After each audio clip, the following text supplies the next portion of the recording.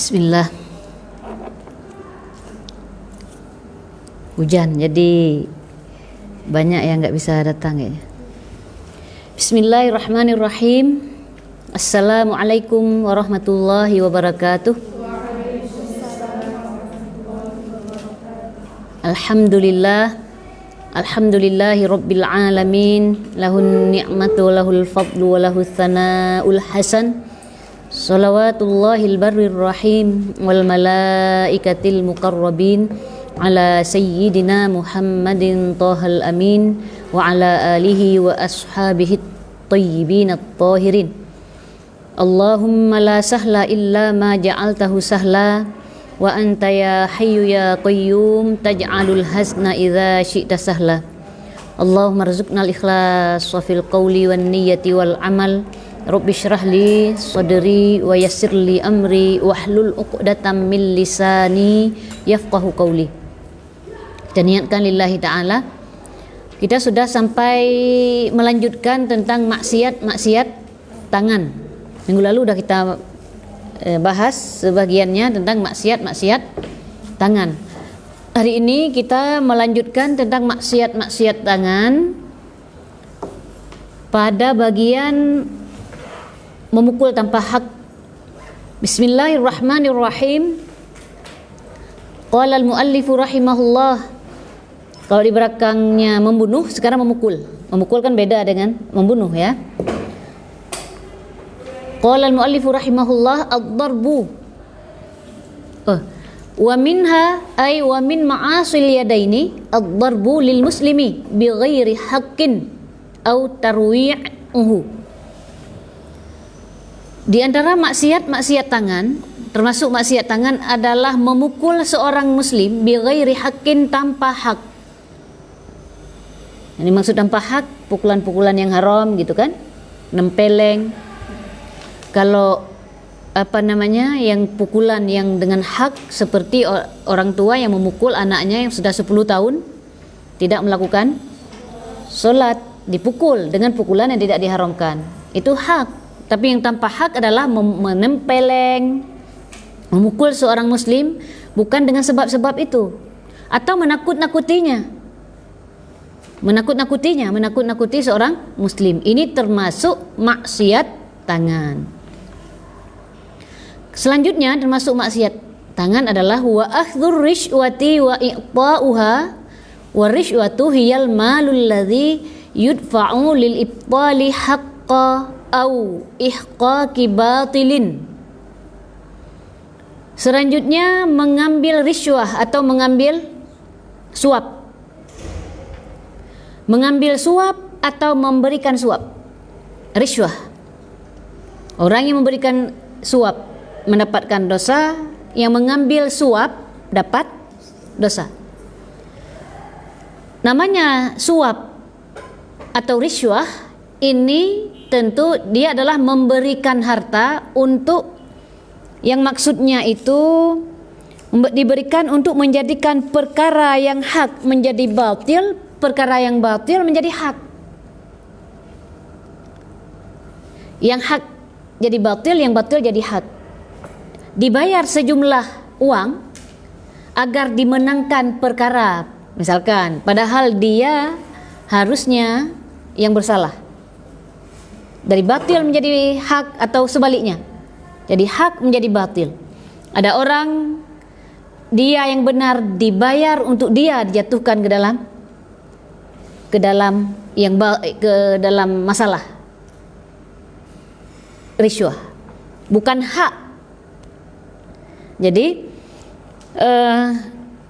diberikan harta untuk menjadikan perkara yang hak menjadi batil, atau perkara batil menjadi hak. Inilah namanya riswah. Paham ya? Wa amma ma yadfa'uhu liyasila ila haqqihi aw liyadfa'a zulma an nafsihi fala ya'thamu ad-dafi'u bihi. Adapun membayarkan sebagian harta, untuk membayarkan harta oleh seseorang untuk mendapatkan haknya,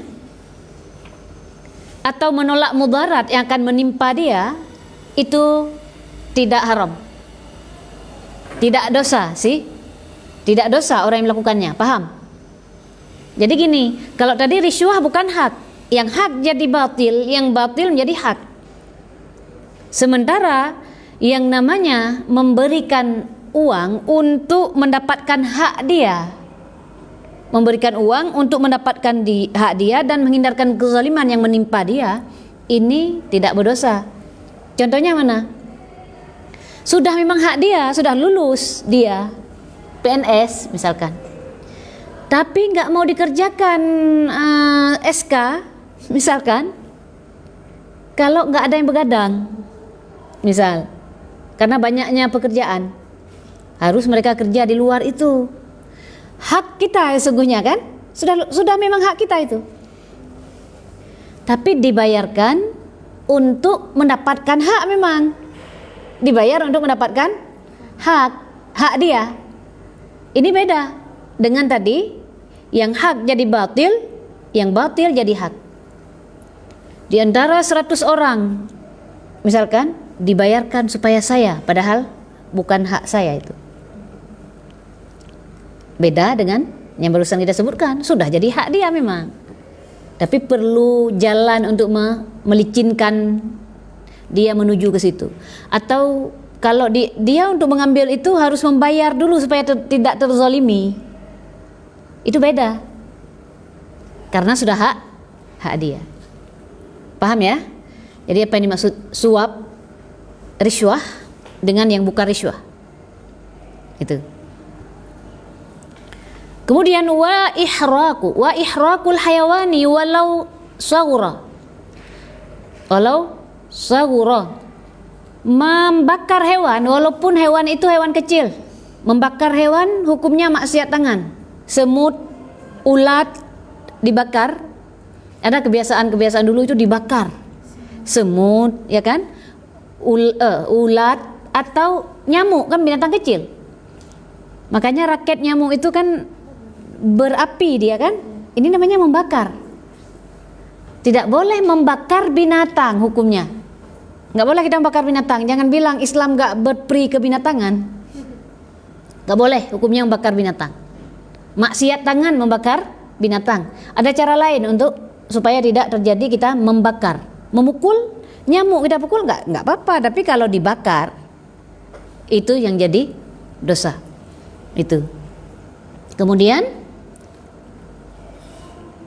illa idza adza wa ta'ayyana al-ihraqu tariqan fi ad-daf'i ay fi man'i adzahu wa dararihi anhu fa innahu la yahrum, terkecuali tidak ada cara lain untuk menghindarkan dari gangguannya. Kita nggak bisa lagi terhindar dari gangguannya binatang ini kecuali dengan membakarnya. Tidak ada solusi yang lain. Ini baru boleh dilakukan. Udah nggak bisa lagi, solusinya sudah sangat mengganggu sudah. Kebanyakan ulat bulu sehingga kalau misalkan ya, kalau nggak dibakar bisa gatal, bisa menyebabkan itu kan, dimatikan satu persatu lama dan banyak misalkan jumlahnya dan mengganggu, sangat menjadikan gatal-gatal segala macam. Ini lain cerita. Adapun yang nyamuk terbang sendiri lalu dibakar kemudian semut lewat dibakar, itu tidak dibenarkan dalam agama. Coba segitunya Islam mengatur kita, dengan binatang pun tidak boleh sembarangan. Kemudian wal muslatu bil hayawan wahia taqti'ul ajza'i wa taghyirul khilqati. Selanjutnya memutilasi binatang, memutilasi makhluk hidup. Tadi membakar makhluk hidup, ini memutilasi makhluk hidup, yaitu memotong-motong bagian-bagiannya dan merubah bentuknya. Dipotong-potong bagiannya, bagian dari makhluk hidup tadi. Ini termasuk maksiat tangan.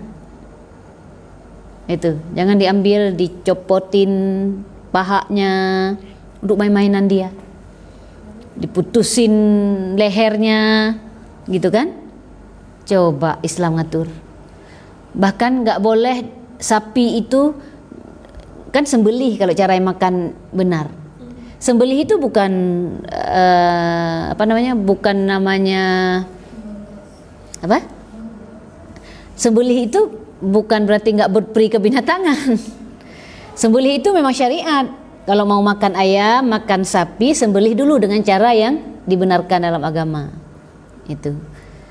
Beda dengan memutilasi, memotong-motong bagian tubuhnya. Itu. Kemudian wal-la'bi bin nardi wa huwa al-ma'rufu fi ba'dil biladi biz-zahri. Selanjutnya yang termasuk ke dalam maksiat tangan adalah bermain setiap hal yang mengandung unsur judi. Bermain dadu, mohon maaf. Nard. Mohon maaf, tadi salah mengartikan. Wal-la'ibu bin nardi huwa al-ma'rufu fi ba'dil bilad biz-zahri. Bermain dadu yang dikenal sebagian daerah Arab dengan az-zahr namanya. Bermain dadunya sendiri sudah haram. Artinya untuk mainan anak-anak jangan beli-beli dadu. Dadu itu nggak boleh. Haram, termasuk yang diharamkan, mainan yang diharamkan. Jadi jangan beli dadu. Jangan biasakan anak kita beli mainan termasuk dadu. Nggak boleh dalam agama. Ada hal yang boleh, ada hal yang tidak boleh. Itu. Dadu tidak dibenarkan. Kita jangan main dadu. Itu ya. Dadu, an-nard.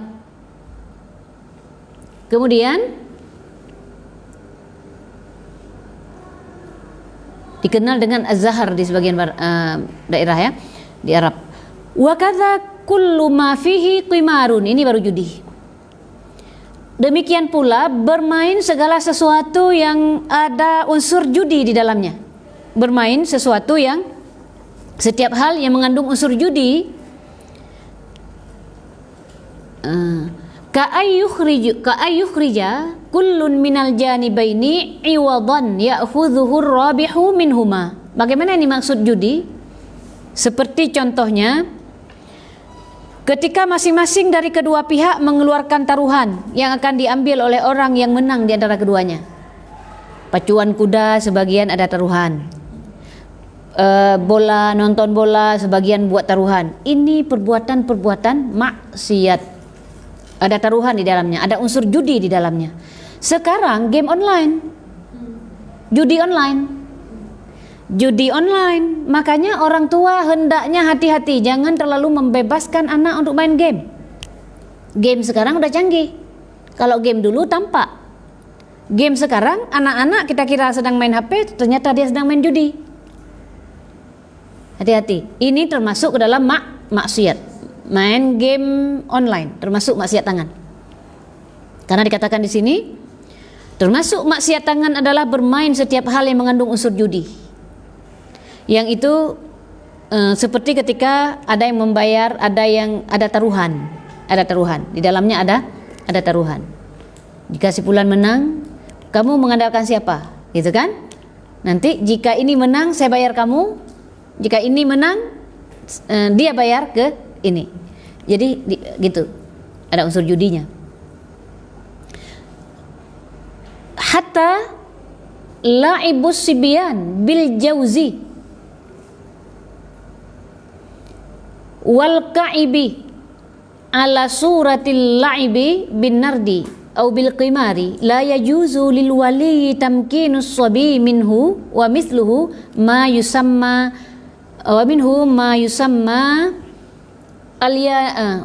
alya nasiba wal loto ya nasiba wal lutu wal muqamaratu bisibaqil khaili.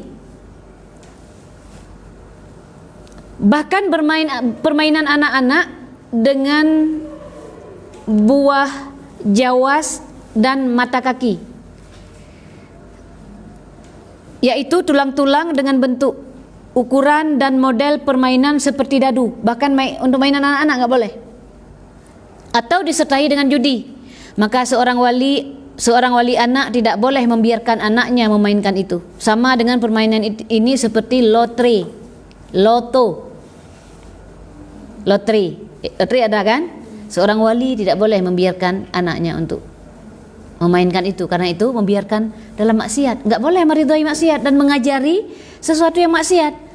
Makanya para ulama itu menjaga dari hal-hal sejak kecil, tidak dibiasakan yang haram, supaya anak tumbuh mengetahui mana yang halal, mana yang haram, supaya dia terbiasa tumbuh berkembang di dalam bi'ah, di dalam lingkungan yang haram itu jelas, halal itu jelas.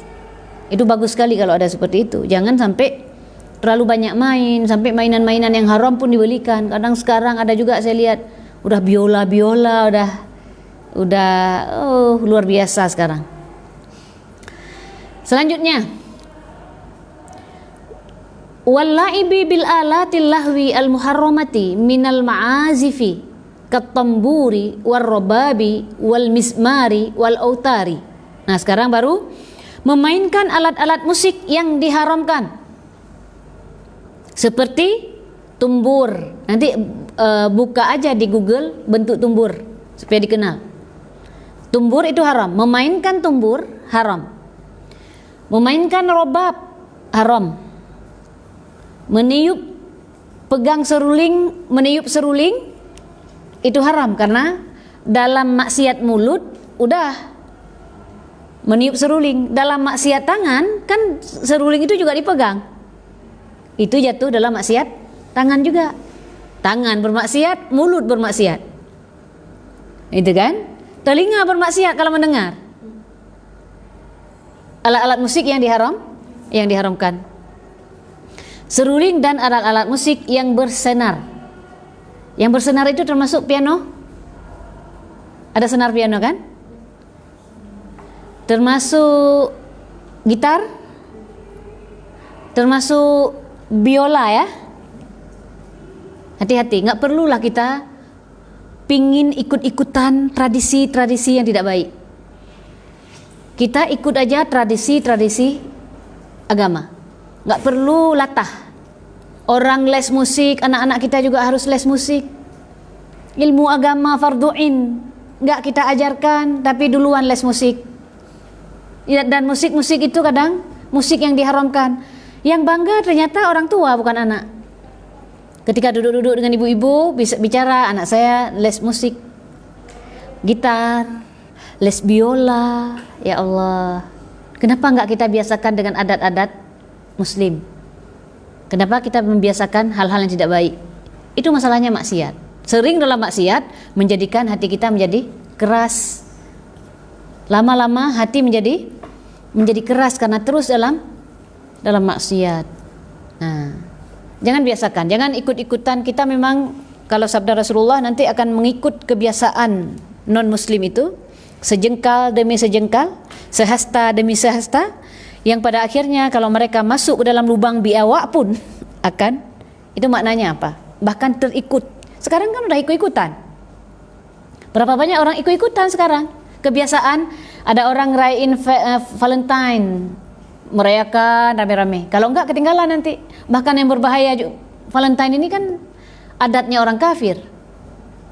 Kemudian juga merayakan, termasuklah merayakan ulang tahun merayakan ulang tahun di kafe-kafe sekarang, bangga sekali. Kayaknya kalau nggak ikut gitu kurang update gitu. Nggak apa-apalah dalam hal gitu nggak update. Yang penting kita update ilmu. Yang penting kita ilmu agama kita update. Ngapain kayak gitu? Itu bukan kebiasaan. Kalau udah Maulid Nabi nggak boleh nanti. Ulang tahun diri sendiri boleh, itu kan? Nah, termasuklah tadi maksiat-maksiat tangan adalah memainkan alat-alat musik yang diharamkan. Selanjutnya, wa min ma'asil yadaini lamsul ajnabiyah ay ghairul mahrami wa zaujati wa nahwiha idza kana lamsuhu laha amdan bighairi hailin sawa'un kana bisyahwatin am biduniha. Selanjutnya, Yang termasuk maksiat tangan adalah menyentuh perempuan ajnabiyah bagi laki-laki, menyentuh perempuan ajnabiyah yang bukan mahram, bukan istri dan semacamnya, bukan mahramnya, bukan istri, bukan adik kandungnya, itu ya. Atau dengan penghalang, tanpa penghalang, otomatis tanpa penghalang dengan syahwat, tanpa syahwat haram hukumnya. Menyentuh laki-laki menyentuh perempuan yang bukan mahramnya, atau perempuan menyentuh laki-laki yang bukan mahramnya tanpa hail, bersyahwat tidak bersyahwat, jatuh dalam maksiat tangan. Oleh karena itu tidak boleh bersalaman. Kenapa kita tidak bersalaman? Karena itu maksiat tangan. Maksiat tangan. Coba bila hail tadi, walaupun tanpa syahwat, jangan nanti ketika kita nggak mau salam, hai hana galak lu kedron. Bukan masalah nggak suka. Masalahnya masalah tidak boleh bersentuhan tangan laki-laki dengan tangan perempuan yang bukan mahramnya. Itu masalahnya. Tanpa hail. Tanpa hail. Bersyahwat atau tidak bersyahwat. Jangan bilang saya nggak suka sama kamu. Jangan sok kali nggak mau salaman. Siapa yang suka? Bukan masalah suka tidak suka. Masalahnya itu tanpa hail sudah haram, itu masalahnya. Itu kenapa tidak boleh bersalaman. Rasulullah juga bersabda, "Innila usafihun nisa." Nabi tidak pernah bersalaman dengan, ini udah kalau ke sana sedikit ya, karena ada kaitannya ini. Tadi atau dengan penghalang disertai syahwat, atau dengan penghalang disertai dengan syahwat. Kalau bila hail tadi bisyahwah au biduniha au lamsuha bihi ay ma'a wujudil hail bisyahwah, atau menyentuh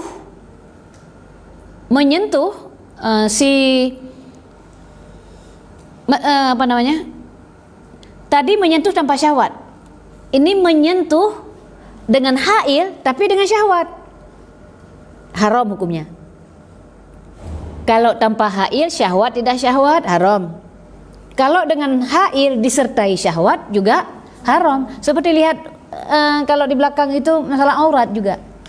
Kalau yang dilihat bukan aurat, enggak dosa. Kalau yang dilihat itu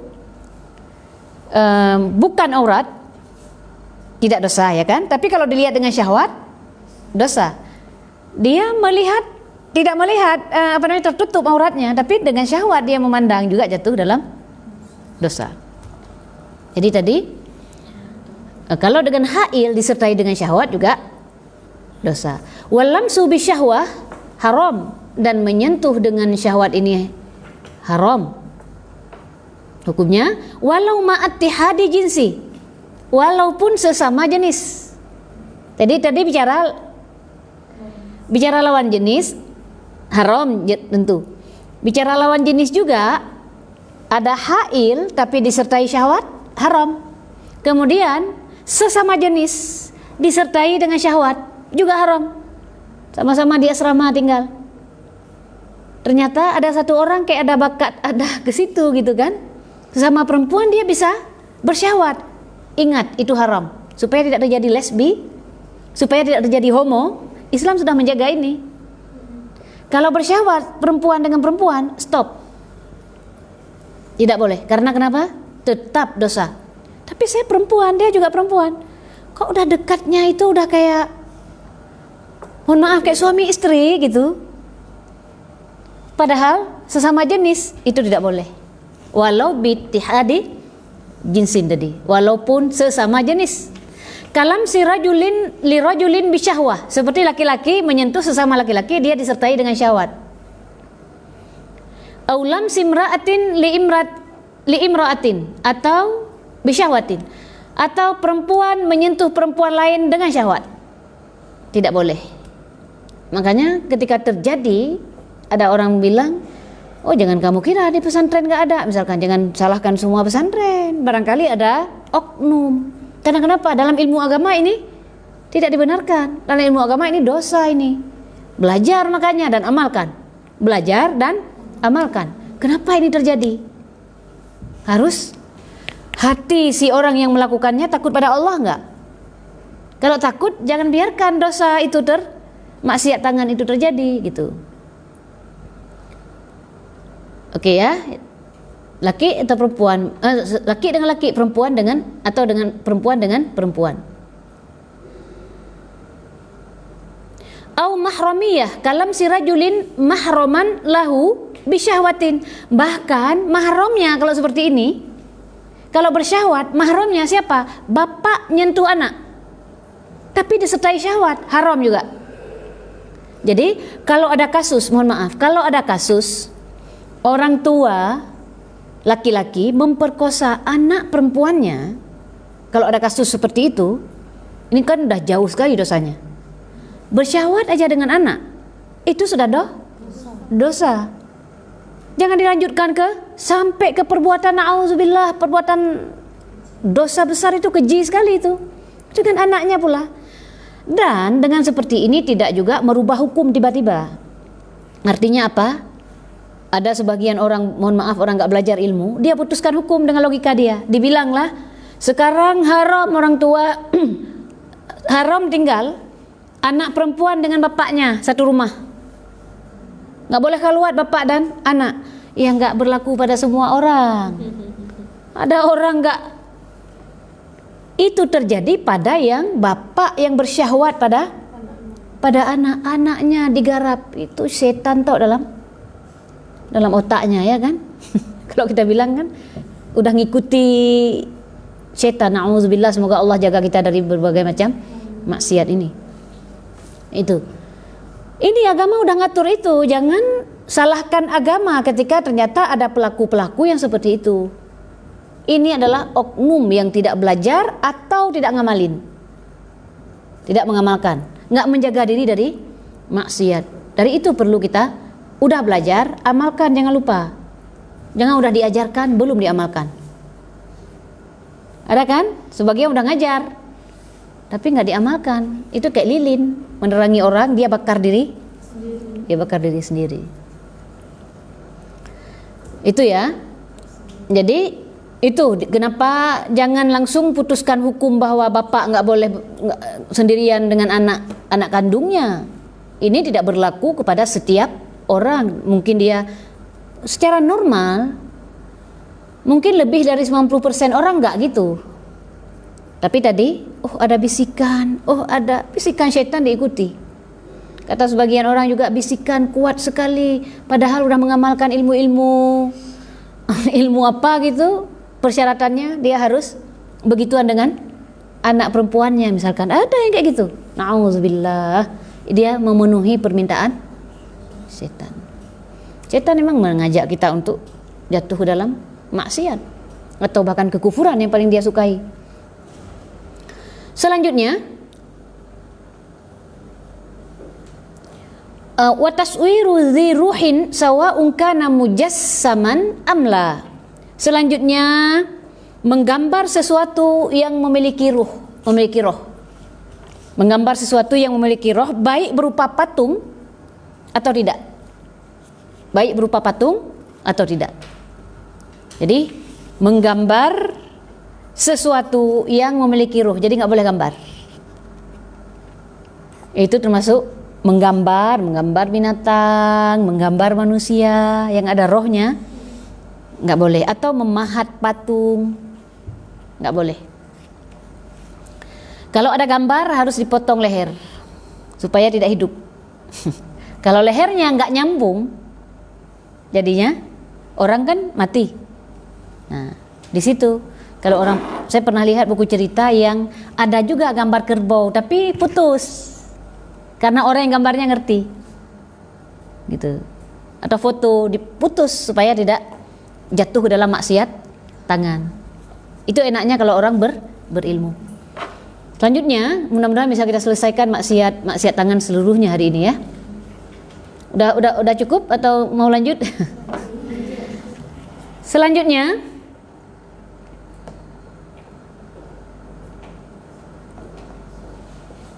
wa man'uz zakati ay tarku daf'iha kullaha au tarku daf'i ba'dihha ma'a daf'il ba'di ba'da waqtil wujubi wat tamakkuni min ikhrajiha bila udhrin syar'i. Selanjutnya yang termasuk maksiat tangan adalah tidak membayar zakat tidak membayar zakat.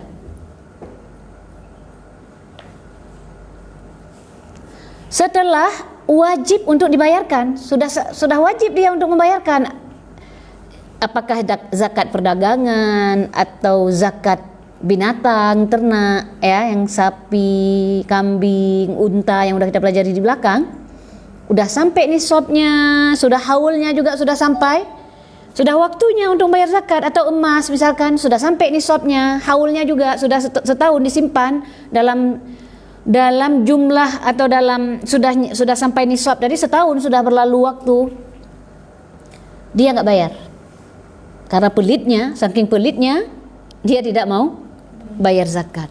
Sudah sampai seluruhnya dia tidak mau bayar, atau sebagiannya, atau bayar sebagian aja. Yang haknya untuk dia bayar, misalkan dari emas keluar, katakanlah misalkan 6 gram emas harusnya dia bayarkan, dia kasih aja sedikit, misal setelah waktu yang wajib untuk dibayarnya, tanpa uzur syar'i, itu. Wa ikhraju ma la yujzi aniz zakatil wajibati alaihi, atau mengeluarkan sesuatu yang tidak mencukupi, atau memberikan kepada orang yang tidak berhak. Bentar lagi, mengeluarkan zakat tidak mencukupi, tadi udah kita jelaskan. Au i'ta'uha man la yastahiquha ka i'ta'iha li bina'il masjid. Nah, atau wa man ajira, nanti selanjutnya adalah dia memberikan zakat ini, udah bayar zakat, tapi zakatnya itu ditasarrufkan, dibagikan kepada orang yang bukan haknya, maksiat tangan. Contohnya untuk membangun masjid. Di belakang sudah kita jelaskan pada bab zakat bahwa fakir miskin, amil, udah kita sebelumnya sampai ke sabilillah. Yang sabilillah itu tidak seluas-luasnya maknanya. Imam Malik udah berkata suburullahi katsirah. Sabilillah itu memang banyak maknanya. Lakinnani la ara ahadan yufassiru wa fi sabilillah illal ghazah. Kata Imam Malik bahwa banyak makna sabilillah, tapi dalam persoalan zakat ini aku tidak pernah melihat seorang pun menafsirkan sabilillah kecuali perang. Sehingga tidak bisa sabilillah itu diluaskan sampai ke bangun masjid dari situ, bangun jembatan, bangun rumah sakit. Nggak bisa. Ini termasuk maksiat tangan, memberikan zakat kita dibagikan kepada orang yang bukan hak untuk menerima itu. Yang menerima pun hati-hati, apa ini zakat? Saya dalam posisi apa diberikan zakat ini? Fakir nggak? Miskin nggak? Oh, Anda fisabilillah, katanya. Fisabilillah itu khusus kita pun yang menerima jangan terlalu gembira ketika menerima, tanggung jawab nanti di akhirat. Yang memberikan saja bukan pada orang yang berhak menerimanya, jatuh dalam maksiat tangan. Bahkan zakat zakat fitrah kan afdalnya dibayar di pagi hari Idul Fitri, tapi jika memang tidak ketemu itu boleh uzur syar'i, kan dicari-cari orang nggak dapat, saking harus menjaga dari maksiat tangan. Jangan sembarangan orang kasih zakat, itu kan maksiat, jatuh dalam maksiat tangan. Ada orang-orang yang berhak untuk menerima zakat. Selanjutnya, wa man'ul ajiri ujratahu allati istahaqqaha. Selanjutnya, menahan dari membayar upah kepada orang yang disewa. Menahan dari membayar upah dari orang yang berhak diterima, upah yang berhak diterima dari orang yang bekerja. Udah disewa orang itu untuk mengantarkan dia kemana gitu, udah gitu nggak mau dikasih uangnya. Ada sebahagian bahkan nggak mau dikasih, dibunuh lagi orangnya, na'udzubillah. Ada sebagian sudah siap, dia bangun rumah, dia kerja, kan nyewa tenaga nih. Dia kerja, Selesai pekerjaan diminta hak dia nggak dikasih. Ini maksiat tangan. Kita harus memberikan begitu selesai dia bekerja. Istilahnya belum kering-keringat kan? Artinya secepat selesai berikan hak dia. Termasuk maksiat tangan, tidak menahan untuk tidak memberi upah kepada orang yang berhak untuk menerimanya tadi, kepada orang yang disewa. Selanjutnya, wa man'ul muttarra ma yasudduhu ay ma yasuddu hajatahu kaja'i'it turra li ta'amin yadfa'u bihi an nafsihi al halak. Selanjutnya, termasuk maksiat tangan tidak memenuhi kebutuhan orang yang berada dalam kondisi darurat. Mau mati dia kalau nggak kita kasih makan. Nggak mau dikasih saking pelitnya. Maksiat tangan. Tangan jatuh ke dalam maksiat. Orang darurat. Seperti orang yang lapar dalam keadaan darurat dan membutuhkan makanan untuk mencegah kebinasaan darinya. Nggak mau dikasih. Kalau dalam hal ini bahkan kita bisa memberi walaupun orang yang tidak taat kepada Allah, misalkan orang fasik, mati dia. Orang non muslim pun berikan. Kalau dalam hal ini harus diberikan. Karena kenapa? Supaya tidak mati orang ini. Itu supaya untuk menahan dia dari darurat itu. Kemudian wa adamu inqadhi warikin min ghairi uzrin fihima ay fi man'il muttarra wa tarki inqadhil ghariki amma in kana lahu uzrun fala ya'tham. Wa inqadhul gharik wa tarki inqadhil gharik amma in kana lahu uzrun fala ya'tham. Jadi wa adamul inqadhi gharikin min ghairi uzrin yang dimaksud adalah tidak menolong orang yang kelelep, orang yang tenggelam tanpa uzur, padahal dia bisa berenang, dia biarin aja, biarin gitu kan, dosa dia. Jadi tidak menyelamatkan orang yang tenggelam tanpa uzur. Jika ada uzur maka tidak berdosa. Dia nggak bisa berenang kalau dia cemplung, dia ikut mati. Kalau seperti itu panggil orang, ya kan? Tolong, ada kawan saya tenggelam gitu. Termasuk maksiat tangan adalah tidak menolong tadi tanpa uzur. Jika ada uzur tidak berdosa. Sudah dalam, kalau dia masuk sama-sama mati. Udah satu nyawa tambah 2 nyawa lagi. Nah, kalau seperti itu tidak berdosa, ada uzur, berarti dia emang nggak bisa berenang gitu. Panggillah orang, jangan dia yang cemplung biar mati sama-sama, itu juga salah gitu kan. Wa kitabatu, kemudian termasuk maksiat tangan, wa kitabatu ma yahrumun nutqu bihi min ghibah wa ghairiha bisa iri adawatil kitabah. Termasuk maksiat tangan menulis sesuatu yang diharamkan untuk dikatakan. Yang haram untuk dikatakan apa? Contohnya ghibah. Ada dulu SMS, bukan SMS, pakai kertas. Si fulan gini-gini ya, dikirim ke kawannya untuk, karena nggak ngomong, dia kirim, dia tulis. Yang ditulis itu ghibah. Si fulan itu jahat misalkan. Dengan segala macam alat tulis. Nulis pakai tangan di atas pasir.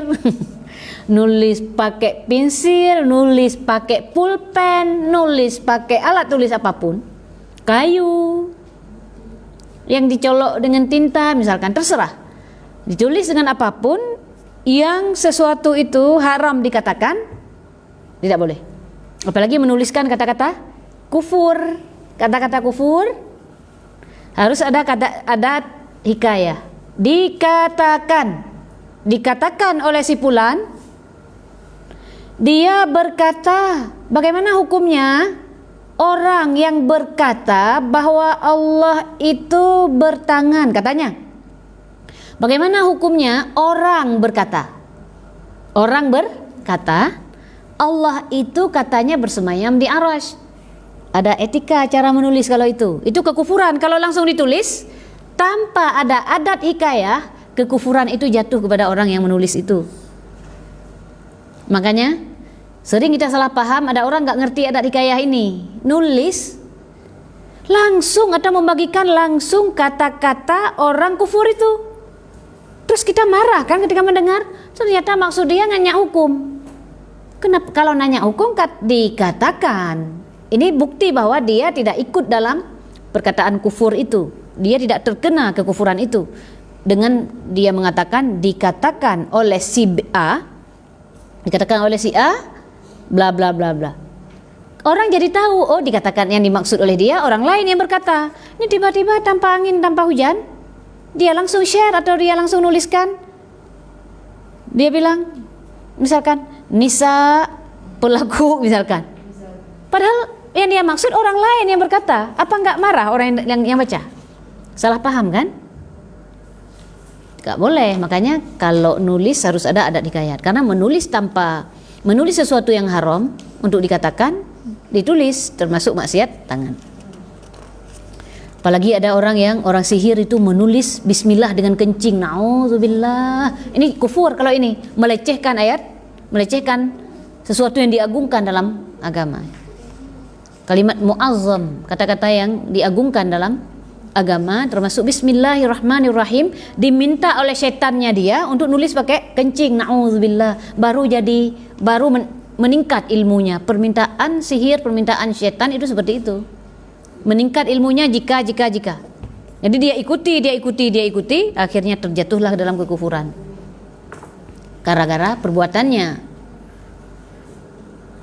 Gara-gara tadi melecehkan, karena gara-gara perbuatannya melecehkan agama, itu yang menyebabkan, bukan sebab yang lain.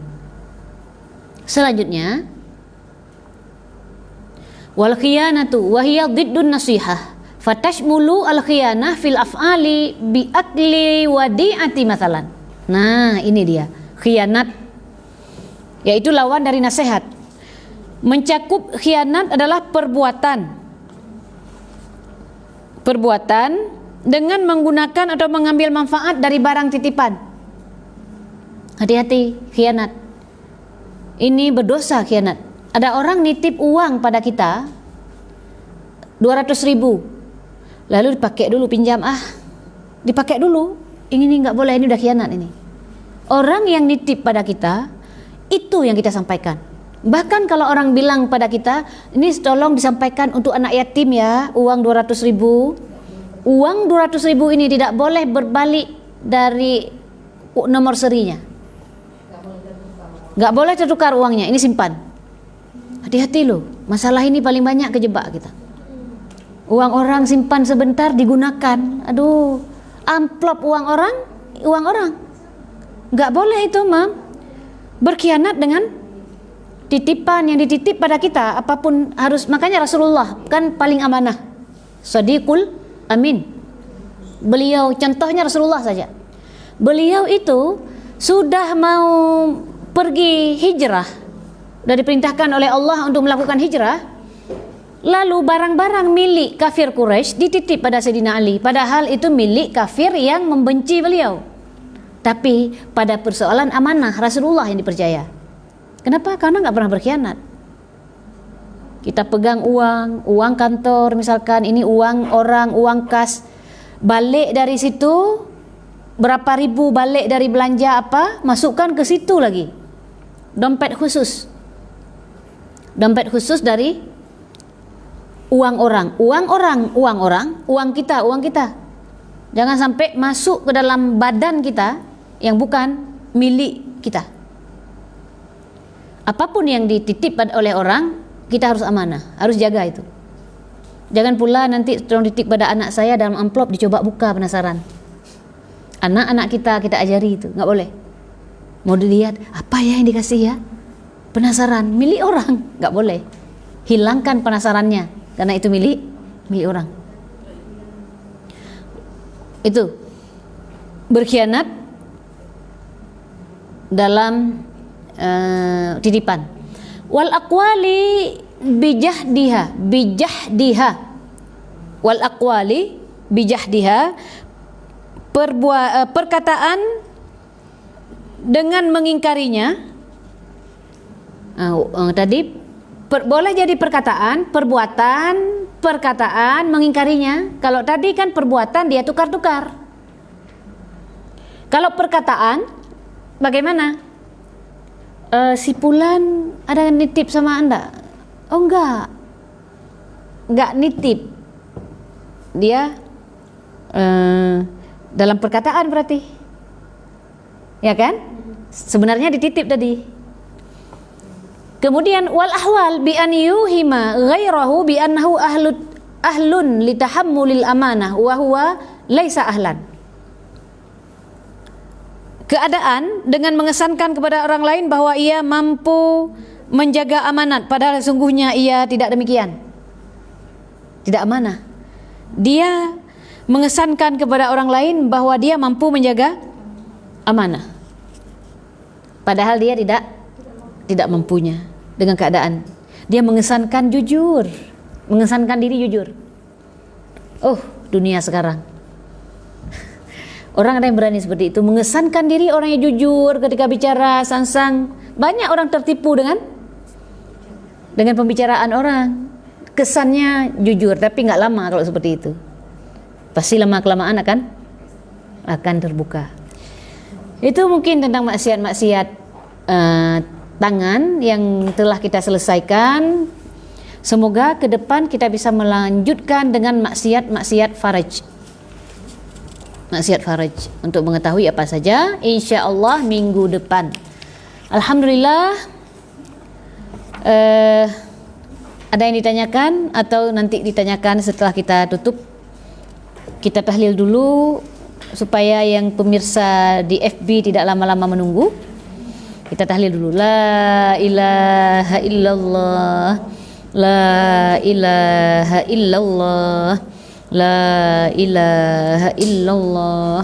Allahumma salli ala sayyidina Muhammad wa ala alihi wa sahbihi wa sallim. Allahumma salli ala sayyidina Muhammad wa ala alihi wa sahbihi wa sallim. Allahumma salli ala sayyidina Muhammad wa ala alihi wa sahbihi wa sallim. Rabbi ighfirli wa liwalidayya wa lil mu'minina wal mu'minat. Rabbi ighfirli wa liwalidayya wa lil mu'minina wal mu'minat. Rabbi ighfirli wa liwalidayya wa lil mu'minina wal mu'minat. Wallahu a'lam wa ahkam. Terima kasih. Barakallahu fikum. Assalamualaikum warahmatullahi wabarakatuh.